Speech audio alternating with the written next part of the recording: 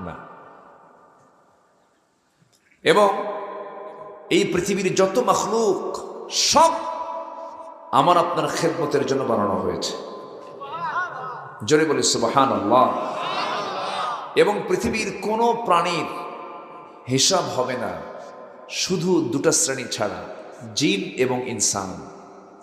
এছাড়া কোনো প্রাণীর কোনো হিসাব হবে না। মৃত্যু শেষ। আর আমাদের মৃত্যু শেষ না শুরু? আসতে বলে, শেষ না শুরু? তাহলে সব সৃষ্টির লক্ষ্য একটা, আর আমাকে আপনাকে সৃষ্টির লক্ষ্য আরেকটি। তাহলে আমাকে ওই সমস্ত প্রাণীর মতো হলে হবে?